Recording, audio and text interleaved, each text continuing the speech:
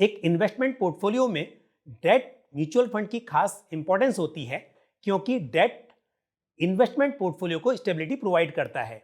लेकिन एक date oriented mutual fund किस तरह के फिक्स्ड इनकम इंस्ट्रूमेंट्स में इन्वेस्ट करता है या उन डेट पेपर्स की मैच्योरिटी कितने समय की है, उस आधार पर डेट ओरिएंटेड म्यूचुअल फंड्स को वेरियस कैटेगरीज में बांटा गया है और उनमें से एक कैटेगरी है banking and PSU debt fund.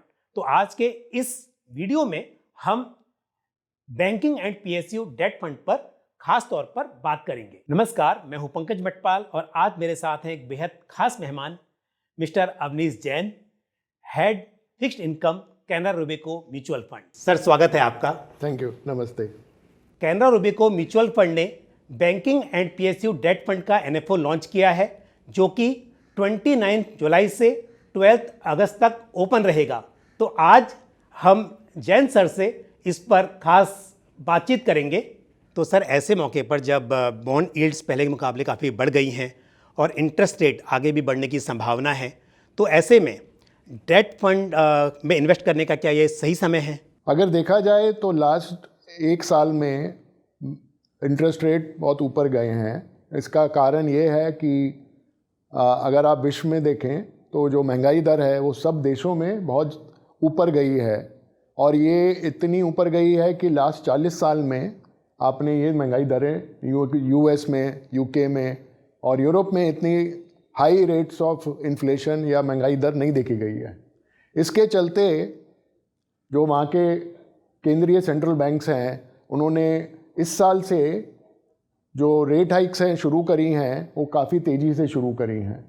इससे क्या हुआ है कि लास्ट 2-3 महीने में हमने देखा है, 3-4 महीने में रेट्स बहुत ज़ोर से ऊपर गए हैं। अब काफ़ी लोगों का ये प्रश्न रहेगा कि क्या रेट और ऊपर जा सकते हैं और सेंट्रल बैंक्स जो हैं, जो केंद्रीय बैंक्स हैं दूसरी देशों के, वो और कितना रेट हाइक कर सकते हैं। हमारा मानना है कि क्योंकि काफ़ी सेंट्रल बैंक्स ने जो रेट हाइक्स की हैं, बहुत बड़ी बड़ी रेट हाइक्स की हैं, आप सोचो तो 0.5% है या फिर 1% तक की रेट हाइक हो गई है कई जगह। तो इससे जो बोलते हैं कि रेट हाइक्स जो 1-1.5 साल में होनी थी वो 6 महीने में हो गई है। हमारा ये मानना है कि जो मार्केट एडजस्टमेंट है, जो मार्केट ऑलरेडी हिल चुका है ऊपर की तरफ, उसने ऑलरेडी बहुत सारी रेट हाइक्स को डिस्काउंट करके रखा है।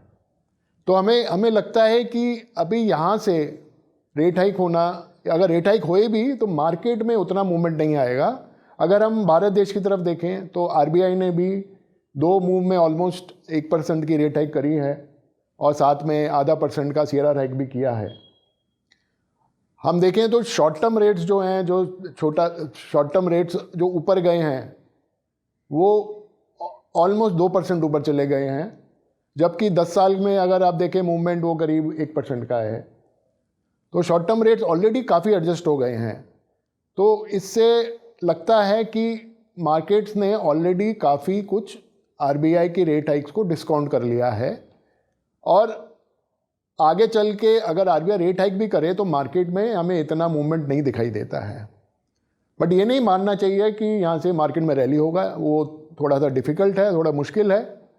बट हमें लगता है कि वो अभी मार्केट एक ट्रेडिंग रेंज में रह जाएगा और अभी आगे जैसे जैसे आपका डेटा आएगा उसके हिसाब से आरबीआई भी अपने अगले मूव करेगा। सर, अगर डेट फंड में इन्वेस्ट करना हो तो banking and PSU debt fund, इसकी कितनी इंपॉर्टेंस है? जब निवेशक मार्केट में आता है डेट फंड में इन्वेस्ट करने के लिए तो उसको ऐसा फंड चाहिए जिसमें कि क्रेडिट रिस्क मिनिमाइज हो जाए या कम हो जाए। क्रेडिट रिस्क ख़त्म तो नहीं हो सकता बट उसको हम कम कर सकते हैं। बैंकिंग पीएसयू क्योंकि वो बैंकिंग नेम में इन्वेस्ट करता है, काफ़ी बैंक्स गवर्नमेंट बैक्ड होते हैं तो वहाँ पर काफ़ी सेफ्टी है। पीएसयू जो नेम्स होते हैं, जो पब्लिक सेक्टर यूनिट्स होते हैं, वो भी ऑलमोस्ट सारे गवर्नमेंट से बैक्ड होते हैं, गवर्नमेंट का मेजॉरिटी होल्डिंग होता है। तो उसके चलते ये सेफ्टी इसमें बढ़ जाती है बहुत। तो बैंकिंग और पीएसयू में क्योंकि 80% तक आपका इन्वेस्टमेंट बैंकिंग पीएसयू नेम्स में होता है, इससे उसका जो क्रेडिट प्रोफाइल है वो काफ़ी हद तक इम्प्रूव हो जाता है। तो इसलिए ये बड़ा इम्पॉर्टेंट है कि इन्वेस्टर जब अपना डेट पोर्टफोलियो बना रहा है तो उसको सेफ्टी को भी नज़र डालनी चाहिए, और उसको इसलिए बैंकिंग पीएसयू एक अच्छा प्रोडक्ट है for the investor to invest. अगर कोई investor banking and PSU debt fund में इन्वेस्ट कर रहा है तो निवेश की अवधि कितनी होनी चाहिए on an average? I think देखा जाए तो जनरली हम ये बोलते हैं कि निवेश जो अवधि है वो कम से कम 3 से 4 साल होनी चाहिए, बिकॉज उसमें आपका एक टैक्स का भी एंगल आता है, क्योंकि 3 साल के ऊपर आपको लॉन्ग टर्म कैपिटल गेन्स मिलता है, इंडेक्सेशन बेनिफिट मिलता है। तो उसके चलते मिनिमम तो मेरे को लगता है 3 साल तो होना चाहिए। ऊपर से ये भी देखना है कि नेक्स्ट 1 ईयर में मार्केट जो है, जो सारे मार्केट बोलूँगा मैं, सारे बाज़ार वो काफ़ी वॉलेटाइल रहेंगे, उछल कूद होती रहेगी मार्केट में। तो इन्वेस्टर को ये सोच के अभी इन्वेस्ट नहीं करना चाहिए कि 1 साल में पैसा बन जाएगा या 2 साल में पैसा बन जाएगा। तो इन्वेस्टर को थोड़ा सा संयम रख के लॉन्ग टर्म के लिए पैसा रखना पड़ेगा। 3 साल 4 साल में इन्वेस्टर रखे पैसा, तो इसके लिए ये फंड काफ़ी अच्छा है। सर, आपकी कोई खास स्ट्रेटजी इस फंड को लेकर? हाँ, तो इसमें क्या है कि हमें लगता है कि जो 3 से 5 साल के बॉन्ड हैं बैंकिंग पीएसयू के, इन कंपैरिजन अगर उसे कंपेयर करें हम 10 साल के बॉन्ड से, तो रिलेटिव वैल्यू उसका काफ़ी अच्छा है। तो अभी हम जो सोच रहे हैं कि हम इन्वेस्ट करेंगे 3 से 5 साल की ड्यूरेशन, एवरेज मैच्योरिटी पोर्टफोलियो का रहेगा, 3 से 5 साल में बॉन्ड में इन्वेस्ट करेंगे। हम ज़्यादा लंबा भी नहीं जाना चाहते क्योंकि उससे इंटरेस्ट रेट रिस्क बढ़ता है। हम ज़्यादा छोटा भी नहीं रखना चाहते क्योंकि आपको फिर ज़्यादा कैरी का फ़ायदा नहीं होता है। तो उस चक्कर में हमें लगता है कि 3 से जो 5 साल का अवधि बॉन्ड है अभी अवेलेबल है, वो करीब 7% के ऊपर मिल रहा है, जो कि हमें लगता है कि काफ़ी अच्छा रिटर्न दे सकता है इन्वेस्टर को 3 साल से 4 साल के अवधि में। तो वो स्ट्रेटजी वही रहेगी कि जो 80% है वो बैंकिंग पीएसयू नेम में जाएगा 3 से 5 साल।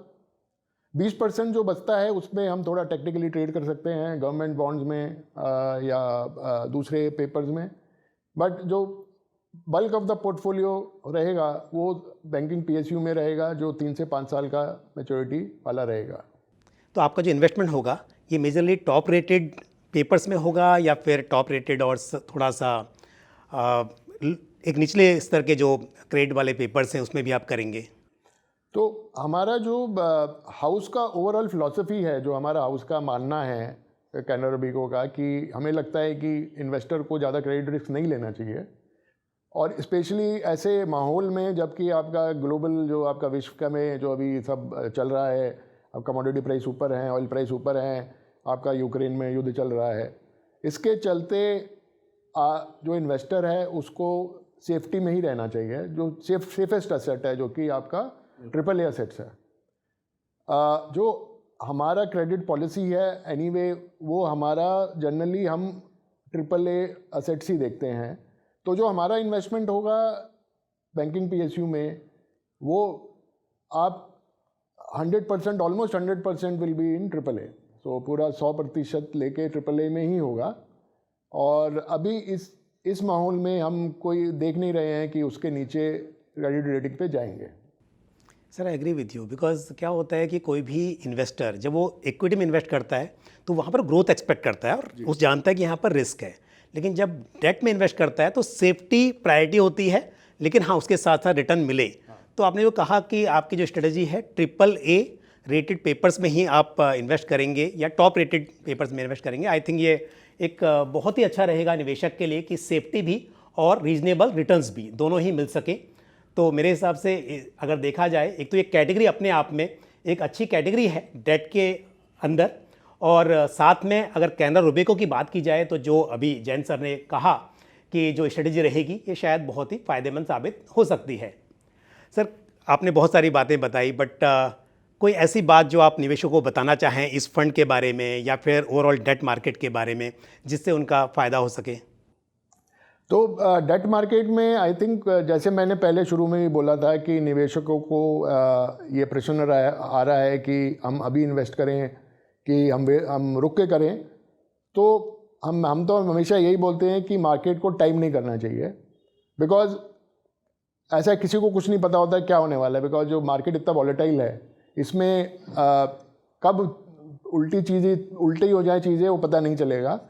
तो इन्वेस्टर को जब भी लगे कि आपका जो रिटर्न मिल रहा है वो आपको लिए अच्छा है, तो उसमें इन्वेस्ट कर देना चाहिए। एनीवे आपका जो होराइज़न है, टाइम होराइज़न है, वो 3 साल है। 3 साल में मार्केट तो सुधरेगा ही, कहीं ना कहीं तो सुधरेगा ही, तो उसमें आपको फ़ायदा ही होगा। आप ये ना डरें कि अभी रेट ऊपर जाएंगे तो मैं को नुकसान हो जाएगा। अगेन आप तो 3 साल के व्यू से इन्वेस्ट कर रहे हैं, तो आपको अगर 6 महीने में भी पैसा नहीं बना तो इससे कुछ फ़र्क नहीं पड़ता है। और हमें लगता है कि अभी रेट मार्केट जितना मूव हुआ है वो काफ़ी तर मूव हो गया है, तो अभी लास्ट का थोड़ा सा बचा है ऊपर नीचे होना, बट मोर और less I think rate market काफ़ी मूव हो गया है। यूएस में रिसेशन की बात हो रही है, तो वहाँ पर तो ऑलरेडी उन्होंने मार्केट ने रेट कट की बात करनी शुरू कर दी है नेक्स्ट ईयर, अगले साल से। तो इसके चलते इन्वेस्टर को अभी ज़्यादा सोचना नहीं चाहिए, और जहाँ पर उनको अपॉर्चुनिटी मिले, अच्छी अपॉर्चुनिटी मिले, वहाँ पर निवेश करना चाहिए। Sir thank you very much, आपने हमारे लिए आज समय निकाला और हमारे व्यूवर्स को बहुत सारी जानकारी दी। मुझे उम्मीद है हमारे व्यूवर्स को इससे बहुत फ़ायदा होगा, एंड आपका ये NFO है, इसके लिए wish you all the best. Thank you and धन्यवाद। इसी के साथ मुझे भी दीजिए इजाज़त। आज के इस वीडियो में इतना ही। अगले वीडियो में फिर आपसे मुलाकात होगी। नमस्कार। म्यूचुअल फंड निवेश बाजार जोखिमों के अधीन है। योजना से संबंधित सभी दस्तावेजों को ध्यान से पढ़ें।